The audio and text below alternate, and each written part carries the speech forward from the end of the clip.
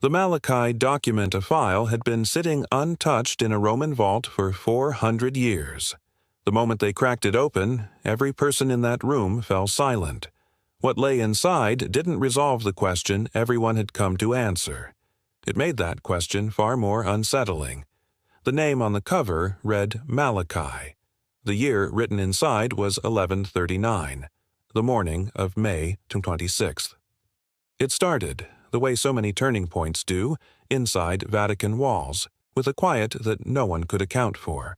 The date was May 26th, 2026. Pope Leo XIV had been seated in the chair of Peter for exactly 1 year, 17 days, and several hours. His first year had been like nothing the modern church had witnessed. He had reorganized 2 major dicasteries, removed 4 senior officials without fanfare, initiated the first serious financial audit of Vatican operations in 10 years, all with a composure that bordered on unnerving, as though he had already calculated the price and accepted it. The world had taken note. Opposition had gathered. Criticism had arrived from every corner, from cardinals in Rome, from bishops across the American heartland, from conservative Catholic publications that had spent months documenting every deviation from what they considered the rightful path. But none of that was what brought 6 people into an unmarked room that morning. What brought them there was a medieval Irish monk who had been dead for 878 years. The secret meeting, deep within the Palazzo della Congregazione per la Dottrina della Fede, the building that houses the dicastery for the doctrine of the faith.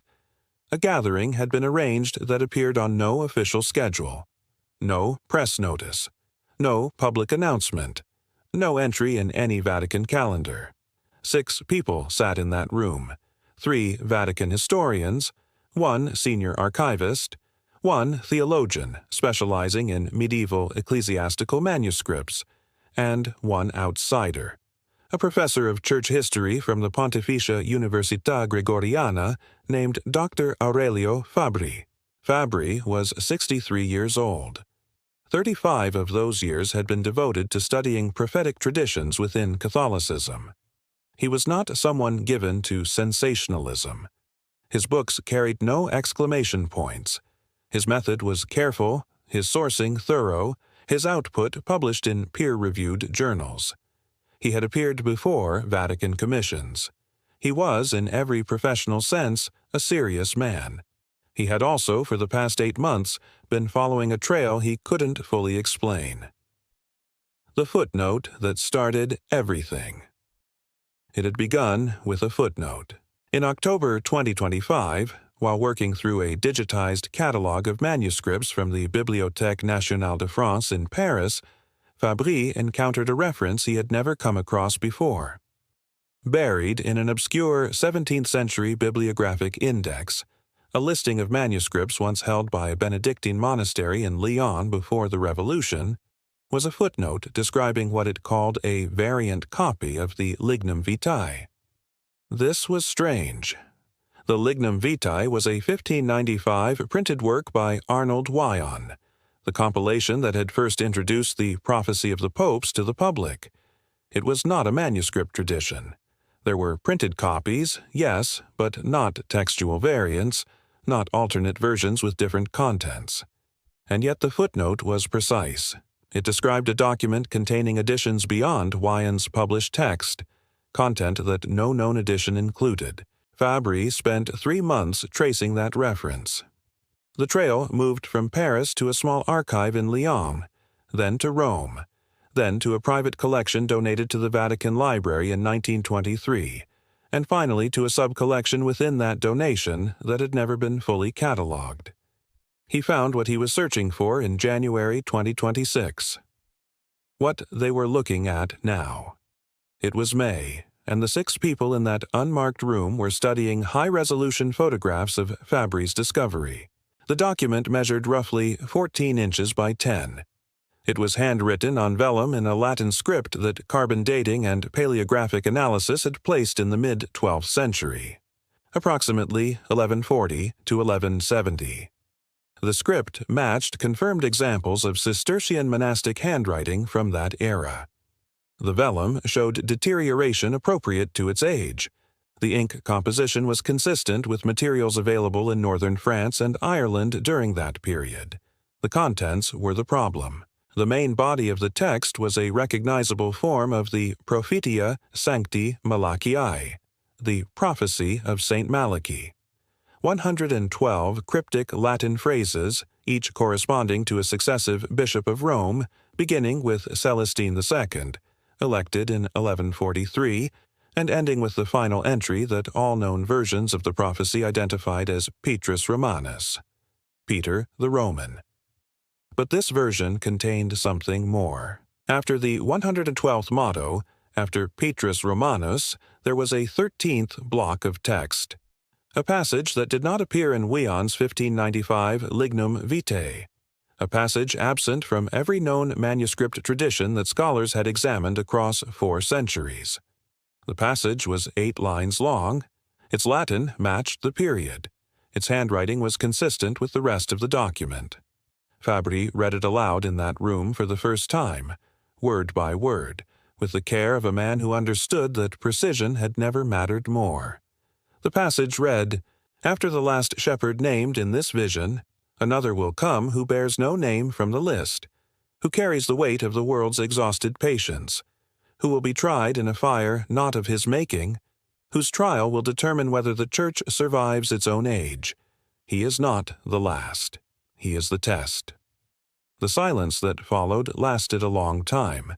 Then Dr. Chiara Valetti, a historian who had spent her career studying medieval hagiography at the Archivio Apostolico Vaticano, asked quietly, "When was this last examined?" "This. As far as I can determine," Fabri said, "never. Not since it was sealed into that uncatalogued collection in 1923. The prophecy and its history. The implications were not simple. Nothing about the prophecy of Saint Malachi had ever been simple. Malachi, Mael, Maedok, Ua Morgaer, was a genuine historical figure. Born in Armagh, Ireland in 1094. He served as Archbishop of Armagh from 1132 to 1137, a committed reformer within the Irish Church and a close associate of Bernard of Clairvaux, the most influential churchman of his century. Malachi died at Clairvaux in 1148 in Bernard's own arms on the Feast of All Souls. He was canonized in 1190 by Pope Clement de Lescure, the first Irish saint to receive that honor directly from Rome. Bernard himself had written Malachi's biography and described his friend as possessing extraordinary spiritual gifts, including prophecy. In the context of medieval hagiography, this was unremarkable.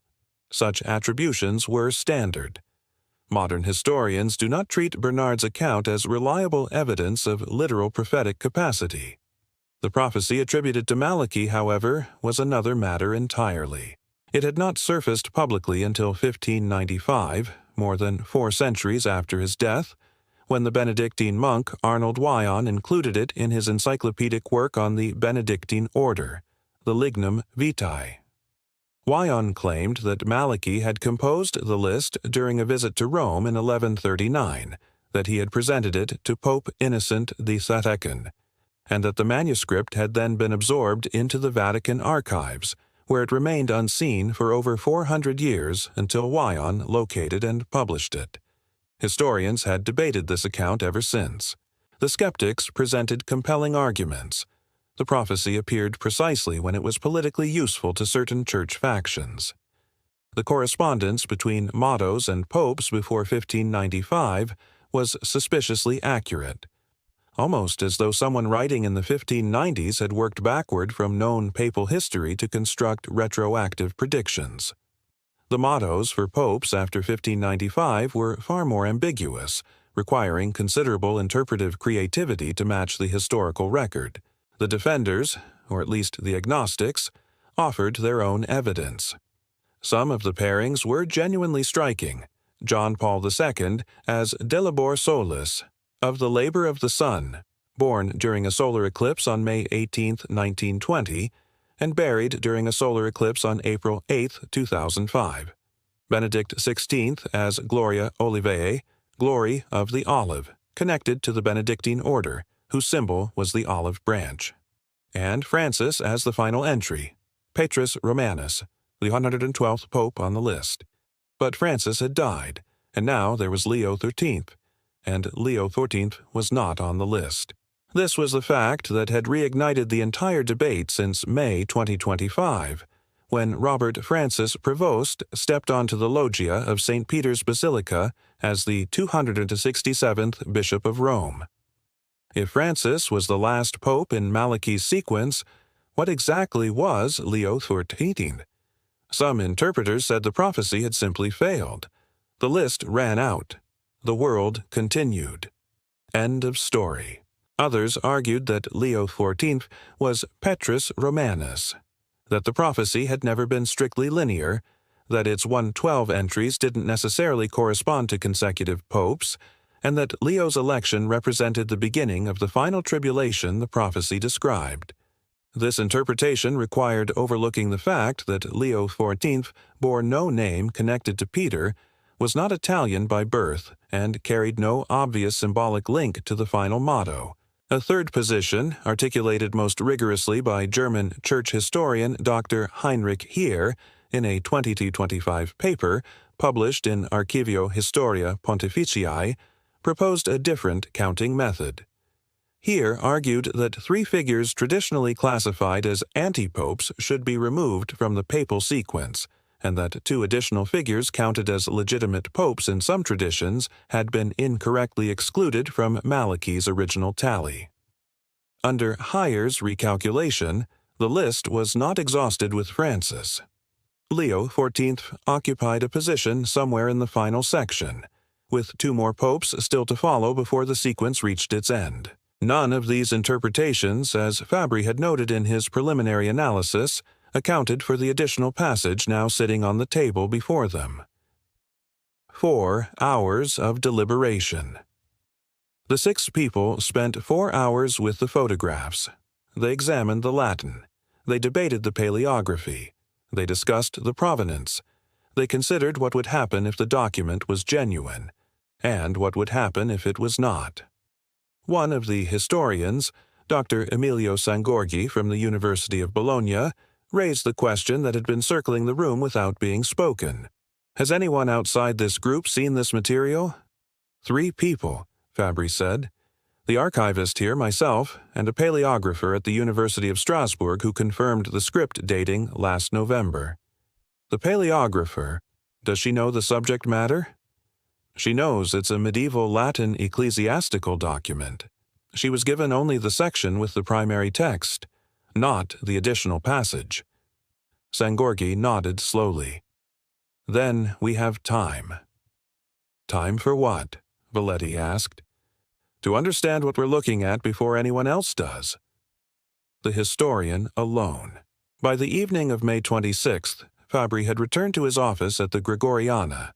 He had a copy of the photographs with him, encrypted on a drive that only he could access.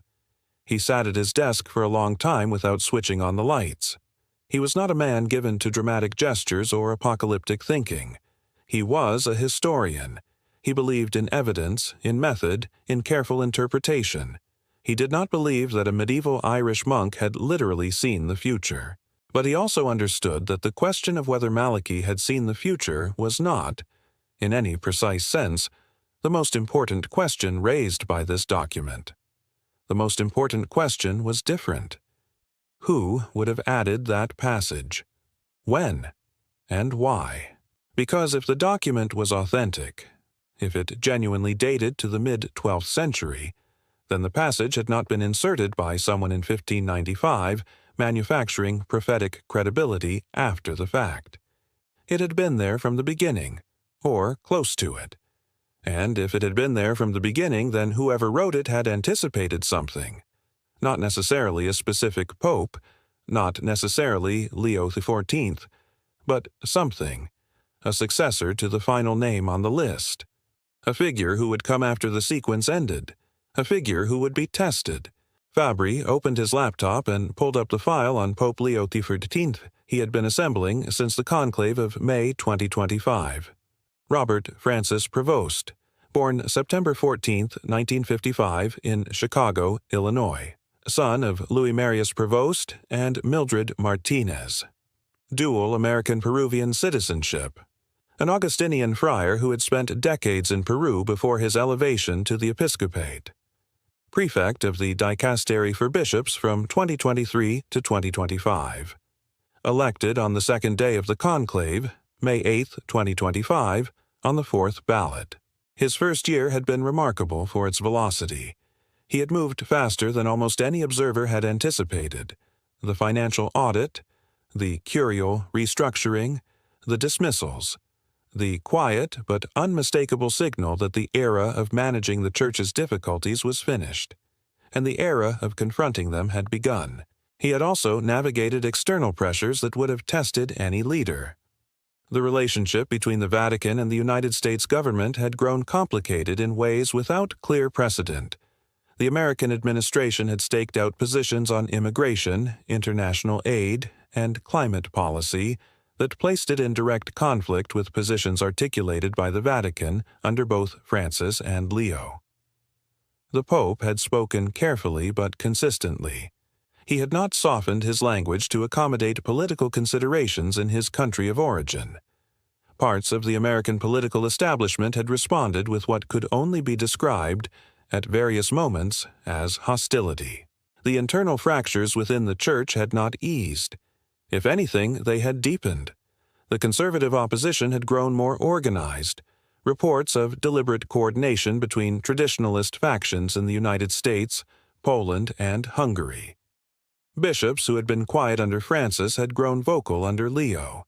The language in certain Catholic media outlets had shifted from criticism toward something that occasionally resembled formal denunciation. And then there was the larger world. The year 2026 had opened with a succession of international crises, economic dislocation, political instability across several regions, ongoing pressure from climate-related events on populations across the Southern Hemisphere, tribulations. The word from the prophecy settled in Fabri's mind like a stone. In the final persecution of the Holy Roman Church, there will reign Peter the Roman, who will feed his flock amid many tribulations. Leo XIV was not Peter the Roman. His name was Robert. His surname was Prevost. He was not Italian. He was not Roman. He was a man from Chicago, of partial Spanish heritage, who had spent his most formative years in Peru. But the additional passage, the one no one had seen before last month, did not call this figure Peter. It called him another who bears no name from the list. Fabri closed his laptop. He thought about what it meant to be the test. Not the last, but the test. The idea that a single pontificate might be understood, by whoever had written those 8 lines in whatever century they were written, as a crucible rather than a conclusion. A moment when everything the institution was would be measured against everything the institution claimed to be. He thought about Leo XIV in his apartment at the Casa Santa Marta, which he had declined to exchange for the Apostolic Palace, in what those inside the Vatican understood as a deliberate statement about simplicity and accessibility.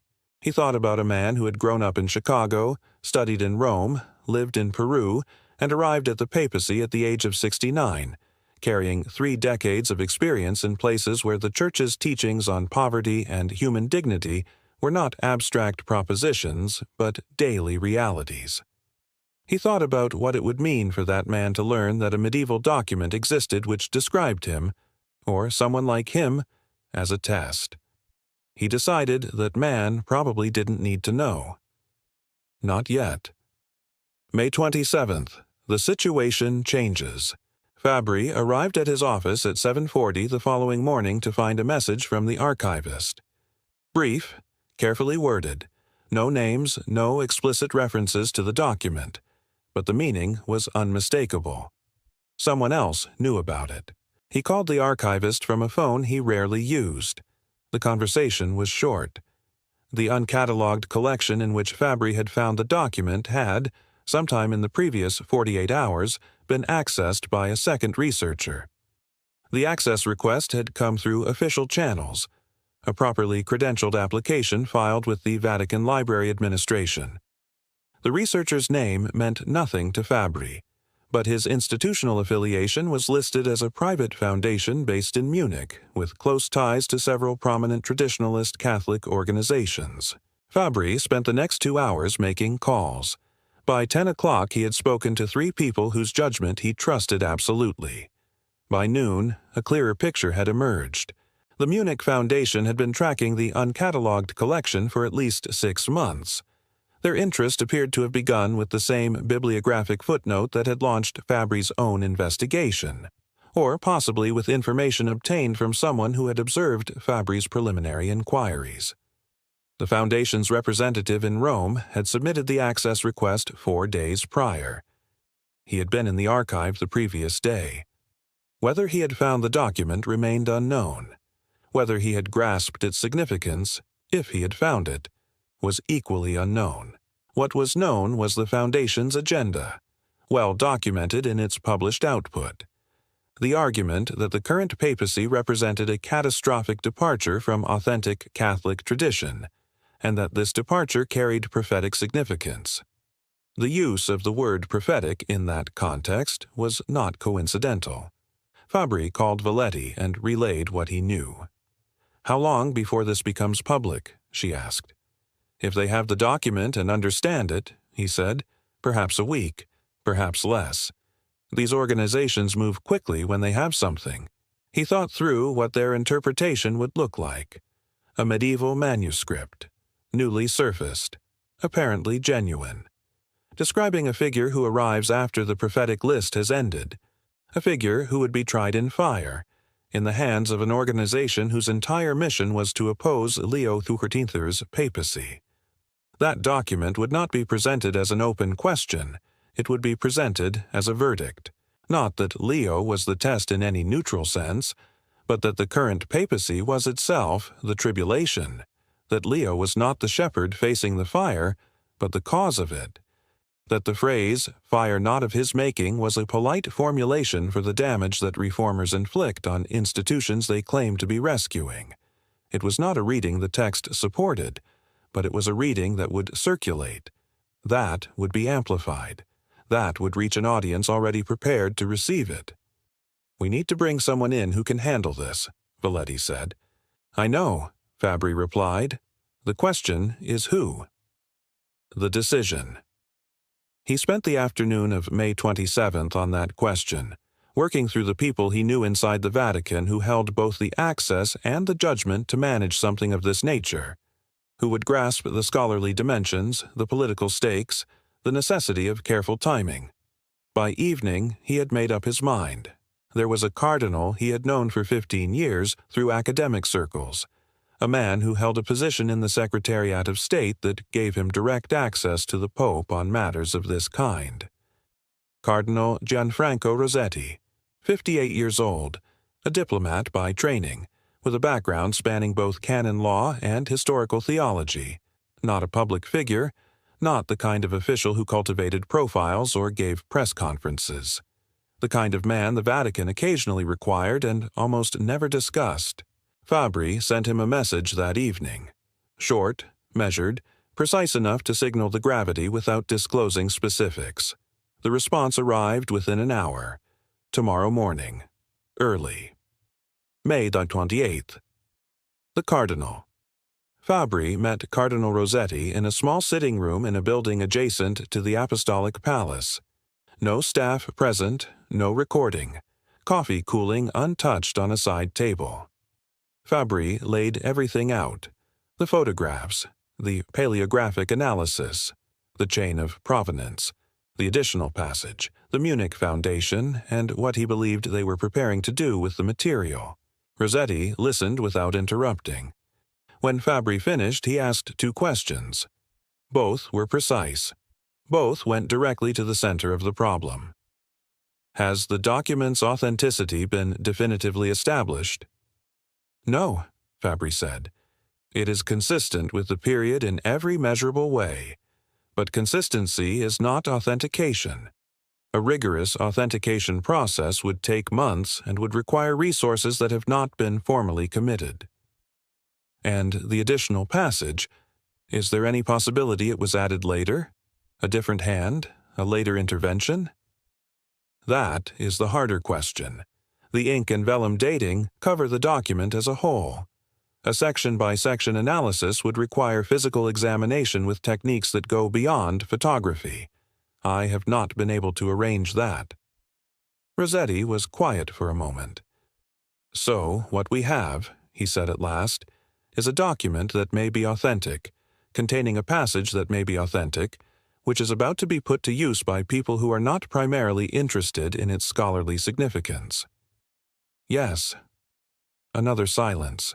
The Holy Father, Rossetti said carefully, is aware of the renewed public interest in the Maliki tradition since his election. He has not spoken publicly about it. His private position, as I understand it, is that prophetic literature of this kind belongs to the category of pious speculation, historically significant in terms of what it reveals about the periods that produced it, but not doctrinally binding and not a reliable guide to events. That is a reasonable scholarly position, Fabry said. It is, Rossetti agreed. But reasonable scholarly positions don't always survive contact with a well-funded media campaign. He picked up the photographs again. He read the additional passage in silence. Then he set them down. I need to think about this, and I need to make one inquiry before I say anything further. Fabry understood. The inquiry would go upward. He spent May 28th waiting. He taught a seminar at the Gregoriana in the afternoon. His students noticed he was distracted. He was not normally distracted. At 9:30 that evening, his phone displayed a message from a number he did not recognize. 3 words, "The office tomorrow." May 29th, the Apostolic Palace. On the morning of May 29th, Aurelio Fabri, a 63-year-old scholar who had spent his professional life in the careful, methodical, deliberately unobtrusive world of Vatican historical research, sat in an antechamber of the Apostolic Palace and waited. He had brought the encrypted drive. He had brought a 12-page annotated summary of his findings. He had brought nothing else. When he was shown into the room, he found 3 people waiting. Cardinal Rossetti. A second figure he recognized as a senior official from the Secretariat of State, a face he had seen at official Vatican events, though he did not know the man's name. And at the desk, in a chair that was not especially grand, working through what appeared to be a stack of briefing documents, was Pope Leo XIV. The Pope looked up. He was 70 years old. His face held a stillness that belonged to people who have earned their calm rather than inherited it. The look of a man who had been asked difficult questions for a very long time and had long since stopped being surprised by them.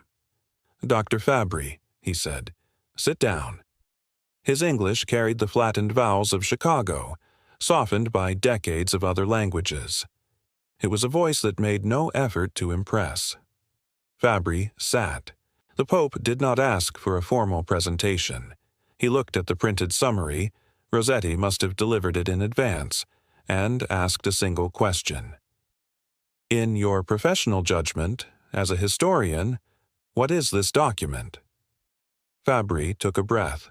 Your Holiness, he said, the honest answer is that I don't know. The document is consistent with a 12th century origin in every way I have been able to test. The passage is consistent with the rest of the document. The provenance chain, while incomplete, is not contradicted by anything I found. At the same time, consistency is not proof.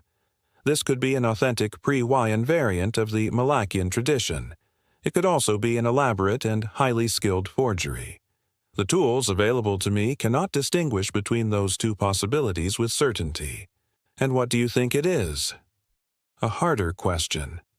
I think, Fabry said slowly, that if I were constructing a forgery intended to influence contemporary Catholic politics, I would have made the additional passage more explicit, more directly applicable to the present situation. What is actually written there is ambiguous in ways that a forger aiming for maximum impact would not have chosen. That ambiguity is part of why I find it difficult to dismiss. The Pope was quiet. "And the passage itself," he said at last, "as a historical statement, separate from the question of its origin. What do you make of it?" Fabry considered carefully. "As a statement of historical observation rather than supernatural prophecy," he said, "it is not unusual. The idea that institutions face tests, moments when their survival depends not on their resources or their structures, but on whether they can actually become what they claim to be. That is not prophetic insight. That is pattern recognition. It is what historians describe in every institutional history they write." Leo XIV looked at him for a moment. "He is not the last," the Pope said, repeating the passage from memory. "He is the test." A pause. "I have been called worse things." It was not exactly a joke. It carried too much history to be entirely humorous. He glanced at the summary once more. "The Munich Foundation. How far along are they?" Rossetti answered. He had more current intelligence than Fabry. The Foundation's representative had confirmed access to the archive. It was not yet clear whether he had located the specific document. Their communications over the previous 48 hours suggested they were still searching. "Then we have a short window." The Pope did not specify a window for what. The direction was clear. He stood, which meant the meeting was ending. "Dr. Fabry," he said, "I want this document authenticated through the proper scientific process. A formal request. Full resources, whatever is needed. I want the work carried out by people whose professional integrity is beyond question. And I want the results published through standard scholarly channels. Not managed, not timed for effect. Whatever the document turns out to be, it should be assessed by the same methods we would apply to any historical artifact." "That could take a year," Fabry said, "or longer." "I know," the Pope said. "Do it correctly." He turned to leave. Then he stopped. "The prophecy," he said without turning around. "The Malachian tradition, what it says about the final Pope, and what it may or may not say about whoever follows. I have no opinion on whether any of it is true. That is not my concern." He paused. "My concern is the Church in the present. Whatever test is being described, by Malachi or by whoever wrote those 8 lines, the only adequate response is the same. Do the work. Tell the truth. Accept the cost." He left the room. After Fabry sat for a moment after he had gone. Cardinal Rossetti was gathering papers from the table. He glanced up at the historian. "He read your summary last night, all 12 pages. He had questions in the margins." "What kind of questions?" "Historical ones. About Malachi. About the political context of the 1139 visit to Rome. About what Bernard of Clairvaux actually wrote on prophetic gifts in the hagiographic tradition." Fabry was quiet for a moment. "He treated it as a scholarly problem." "He treats most things as problems to be understood," Rossetti said. "It is what he does." Outside, Rome was settling into its morning. Traffic was building along the Via della Conciliazione. Tourists were gathering at the edges of St. Peter's Square. The dome of the basilica was catching the early light in the way it always did, gold and wholly indifferent to whatever arguments were unfolding in the rooms beneath it. Somewhere in Munich, an organization was preparing its case. Somewhere in Rome, a document was waiting in an archive, a document that was either 880 years old or a very accomplished recent fabrication, whose 8-line passage described something that sounded, in the spring of 2026, uncomfortably like the present. And in the Casa Santa Marta, a 70-year-old man from Chicago, who had become the first American pope in the history of the Catholic Church, was beginning another day. A day that would contain, as every day of his papacy had contained, decisions whose consequences he could not fully anticipate, pressures from directions he could not fully predict, and a church that was, depending on who was asking, either on the edge of renewal or the edge of something far more serious. The Malachi question had no answer. Not yet. Whether the document was genuine or fabricated, whether the additional passage was a medieval insight or a modern invention, whether Leo XIV was the figure it described, or whether no living person was, whether the prophecy had ended with Francis or extended beyond him into territory the original list had never named. None of it resolved.